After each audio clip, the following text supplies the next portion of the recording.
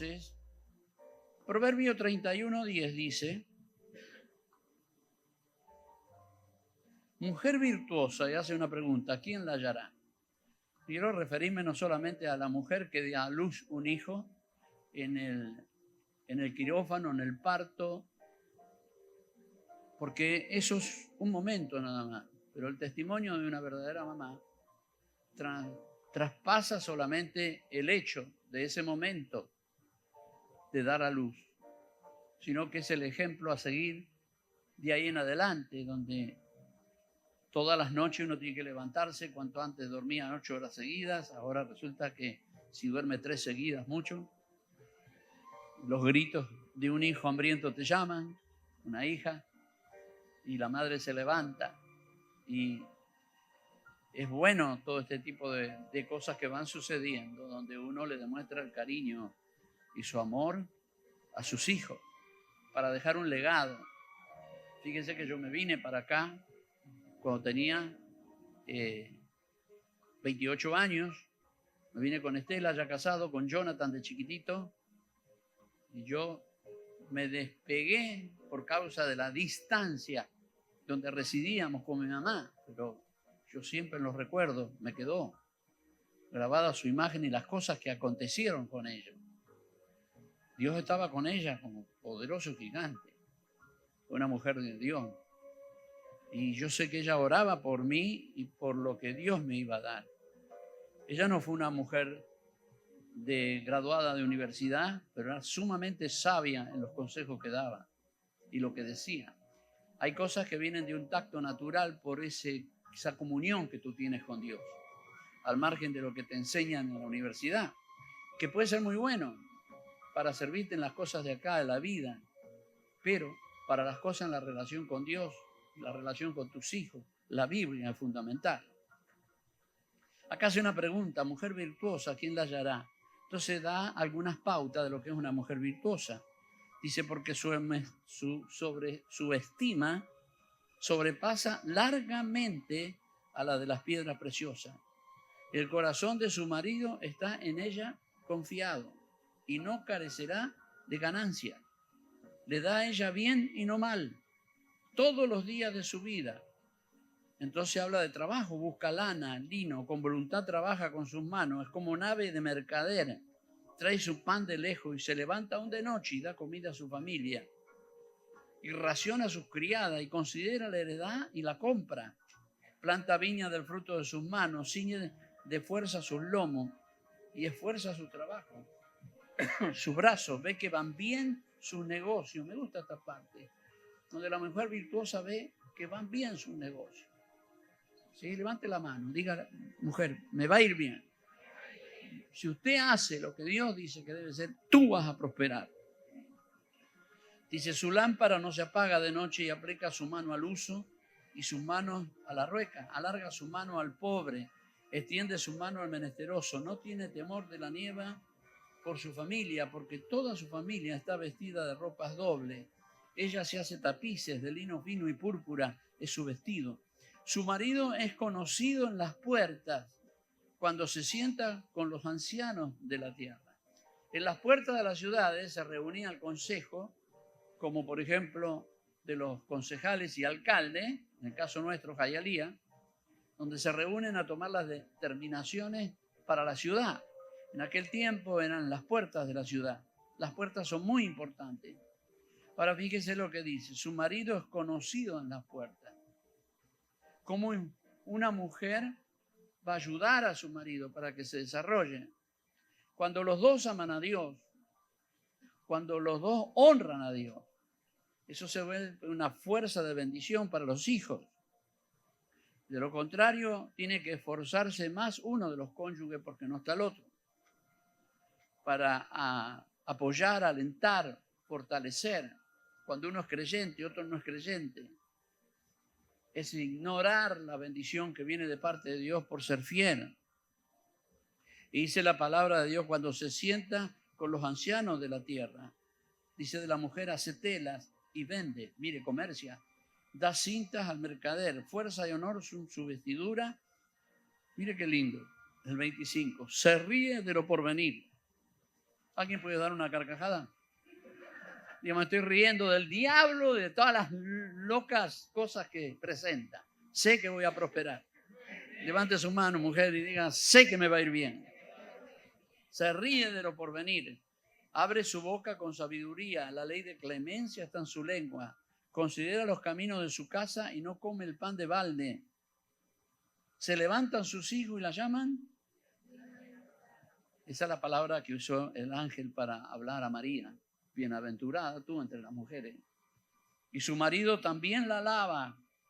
Muchas mujeres hicieron el bien, mas tú sobrepasas a todas. Y luego dice, engañosa es la gracia y vana la hermosura. Porque está por un tiempo y después, inevitablemente, el cuerpo se puede deteriorar. Pero cuando usted dejó un testimonio, a mí mi madre me dejó un testimonio. Dice, la mujer que teme a Jehová, esa será alabada. Y alábenla las puertas de sus hechos. Me gusta este texto de la palabra de Dios porque identifica a la mujer como una mujer bendecida por Dios a causa de su obediencia a Dios.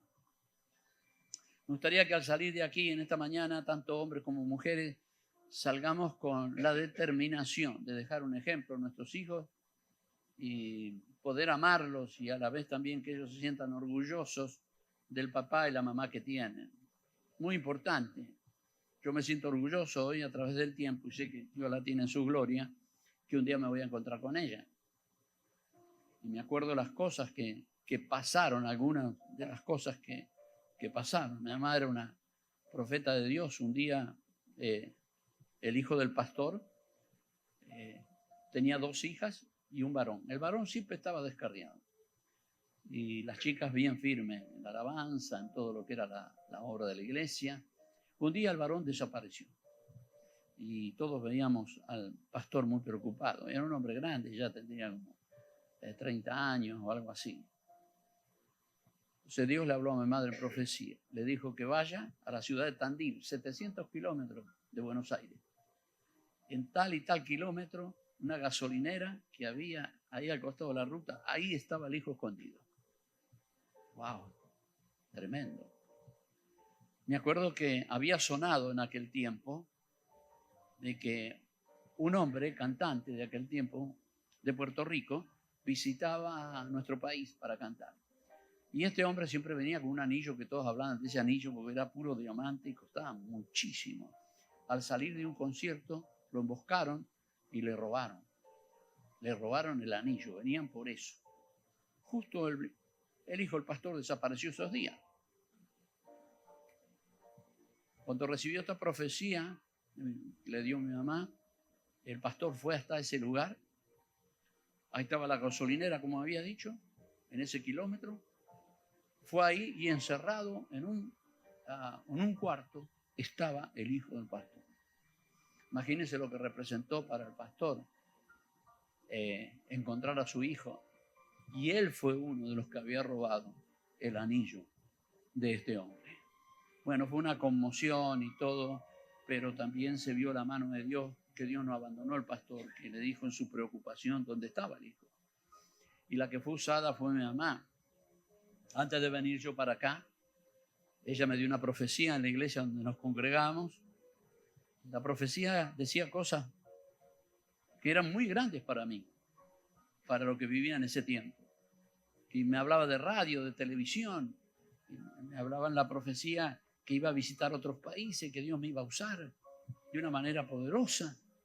¡Wow! Y después de transcurrir el tiempo, yo veo que aquella mujer de casa, que nunca fue a una universidad, aquella mujer que amaba a Dios con todo su corazón, que fue sanada por el de cáncer, se mantuvo intachable durante todo el resto de su vida. En toda mi familia la honran a mi mamá por su testimonio. Y yo estoy aquí porque me gustaría que tus hijos te honraran y te reconocieran. Hay veces que en la adolescencia pueden no valorarte y no te honran a lo mejor, pero después Dios se va a encargar de enderezarlo eso y quitar esos pensamientos de la juventud que es vanidad para que te honren. Y esto es muy importante. A mí me gusta que honren a mi esposa, mis hijos. Y creo que es muy importante lo que yo piense y haga para que sí sea. Vamos a leer ahora 1 Samuel, capítulo 1. Vamos a leer esta palabra. 1 Samuel.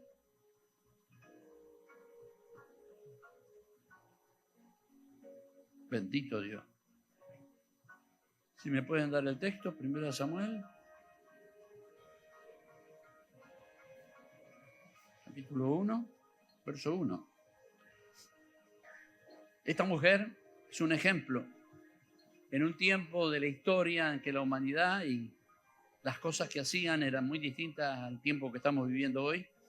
Dice, hubo un varón, comienza hablando de un varón, de Ramataim de Sofín, del monte de Efraín, que se llamaba, ¿cómo? Elcana. Así se llamaba él, Elcana. ¿Y qué fue lo que pasó? ¿Qué dice la Biblia ahí?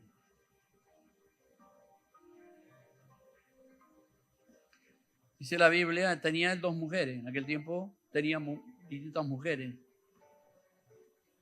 Y el nombre de una era Ana y el de la otra era Penina. Penina tenía hijos, mas Ana no los tenía.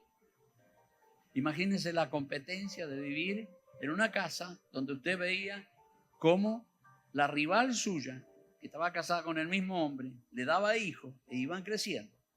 En una cultura de Oriente, donde el tener hijos es fundamental.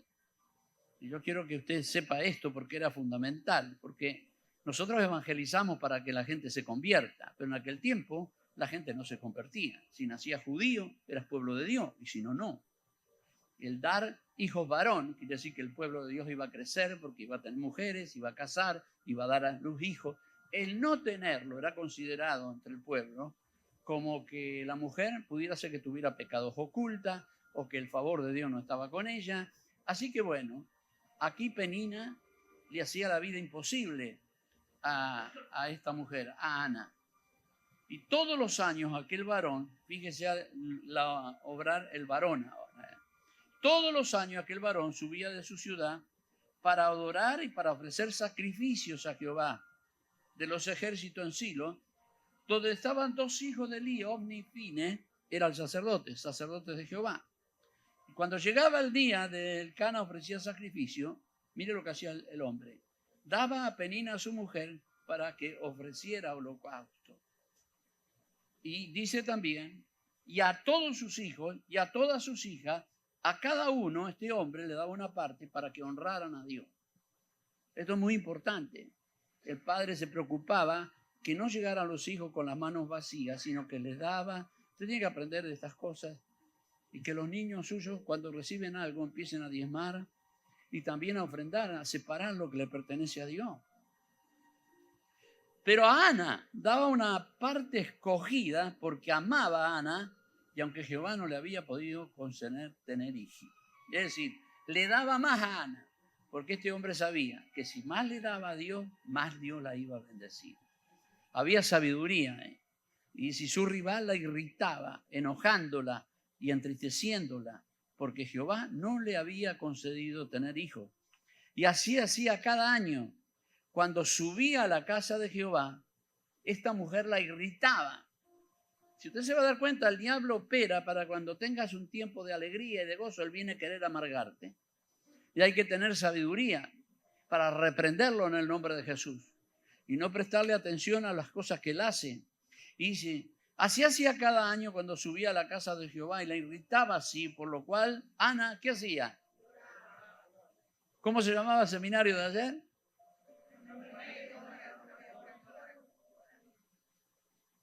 Lloraba y no comía. Y el Cana, su marido, le dijo, Ana, ¿por qué lloras? ¿Por qué no comes? ¿Por qué está afligido tu corazón? ¿No te soy yo mejor que 10 hijos?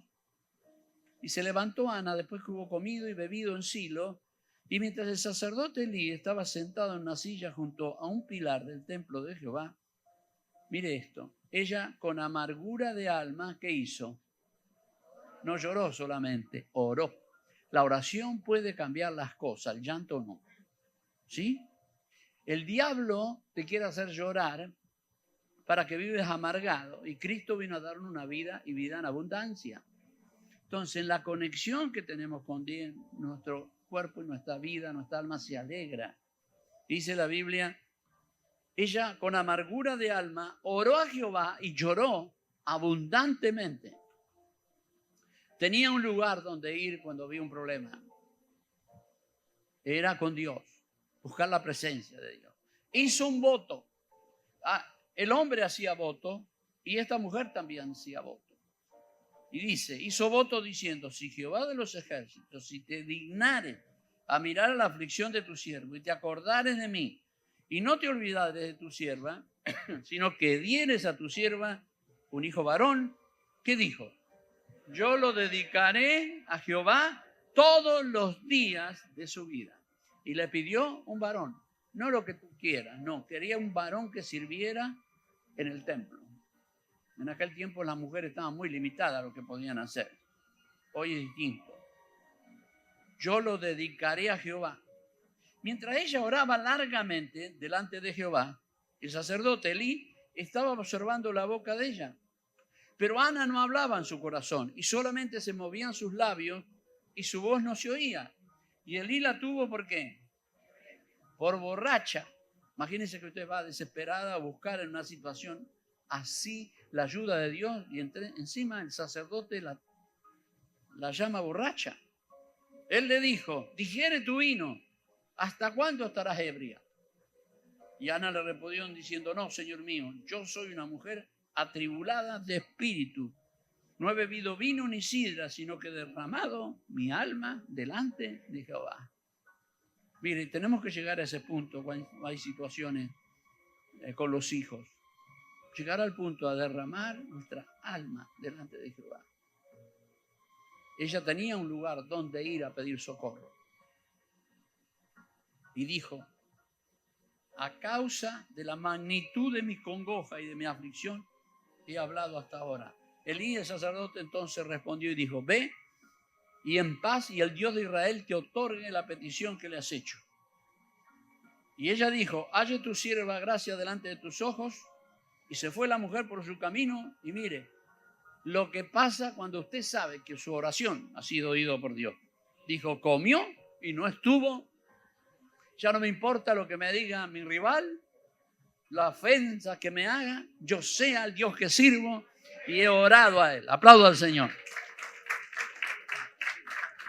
Y se levantándose de mañana, adoraron delante de Jehová y volvieron. Y fueron a su casa en Ramá. Y el Cana se llegó a Ana, su mujer, y Jehová se acordó de ella.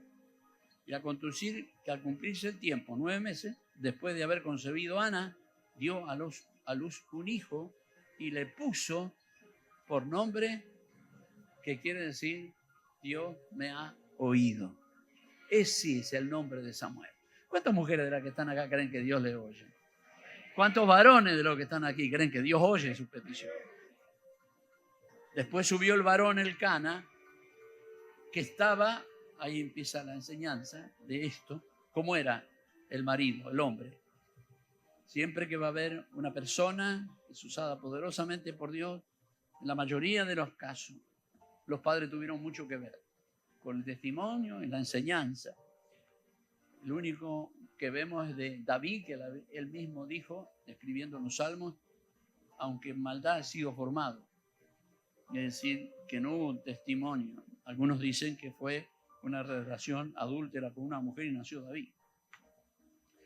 Después subió el varón, Elcana, con toda su familia, y mire lo que hizo, para ofrecer a Jehová el sacrificio acostumbrado y su voto. 2 cosas.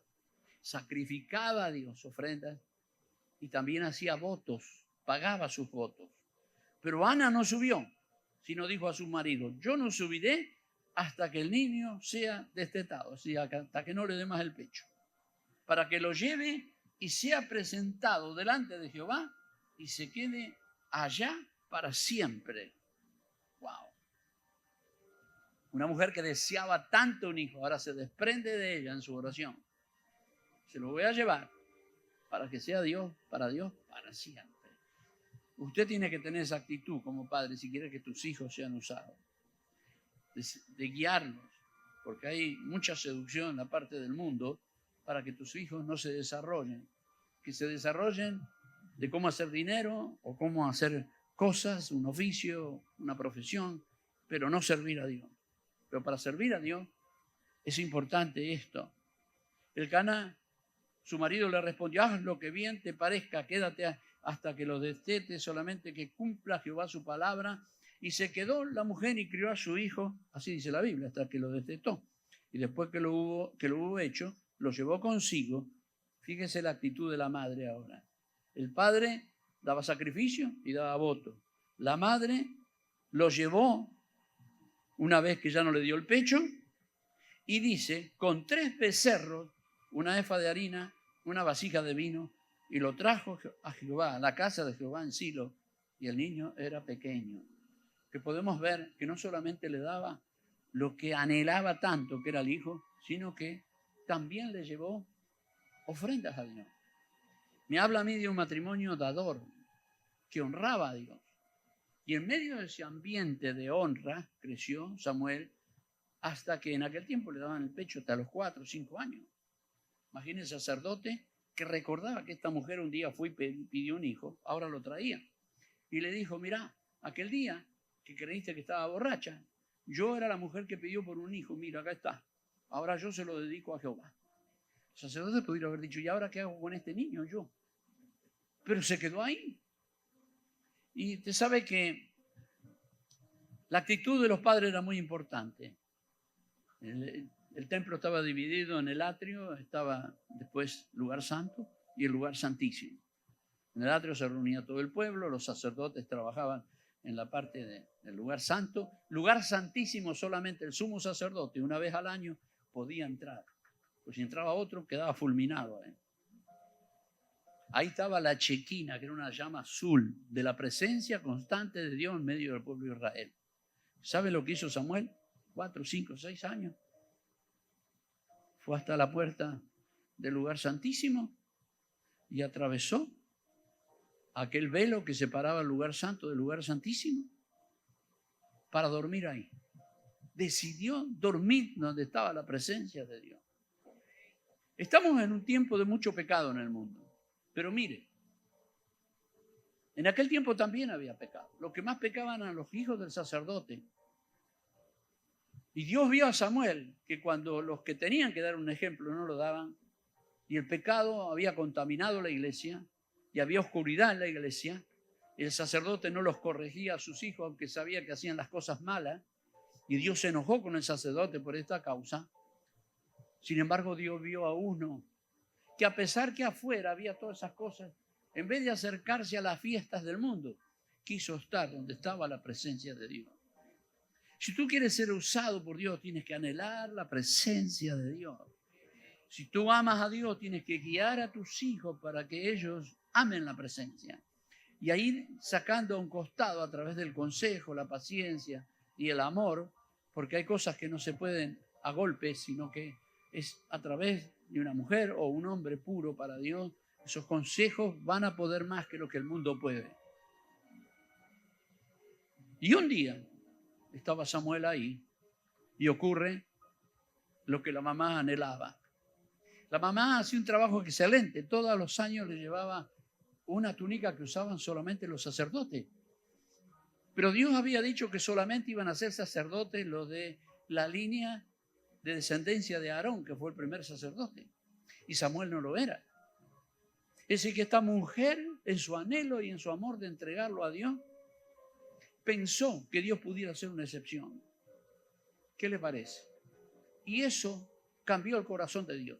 Él dijo, yo dije que siempre la línea sacerdotal tenía que ser de Aarón hacia abajo, pero nunca más voy a hacer esto, sino que yo voy a honrar al que me honra. Y Samuelito le estaba honrando. Si tú quieres que tus hijos honren a Dios, ellos tienen que ver que tú le honras al Señor. Mamá, papá. Acá estaban los dos, hacían votos, daban las ofrendas. Cuando tenían una necesidad iban a llorar al templo, ¿sí? Y después se despojaban de lo que más amaban. Hay gente que no sabe lo que es despojarse para Dios. Le cuesta dar el diezmo, le cuesta dar la ofrenda. Si pueden quedarse la mitad del diezmo no lo dan. Porque no tienen una relación de hijo-padre, de intimidad, de entrega. Es tratar de hacer una vida inteligente de acuerdo al mundo, en vez de honrar a Dios, que es el que abre puertas. Aquí está una mujer que es estéril, no puede tener hijos, y ella dijo, se lo voy a dedicar a Dios. Hay un ejemplo aquí, la dedicación a Dios lleva a tus hijos al servicio, el amor. Yo me acuerdo, aplaudo, sí, me acuerdo que yo lo conté acá un par de veces. Yo tenía el anhelo, a que cuando leí aquel versículo en que dice a Daniel, un ángel, vino un ángel a hablar con Daniel. Había una situación, conflictos, tenían que ver con la economía y la política de aquella época, y él estaba al lado del rey. Así que vino un ángel y le dijo algo muy importante, ¿no? Daniel, te voy a dar esta revelación a ti porque vengo de parte de Dios para darla, porque tú eres muy amado. Cuando yo escuché eso, wow, dije, Señor, yo quiero también que tú me digas que yo soy muy amado. Ahora, las cosas de Dios las hace cuando Él quiere.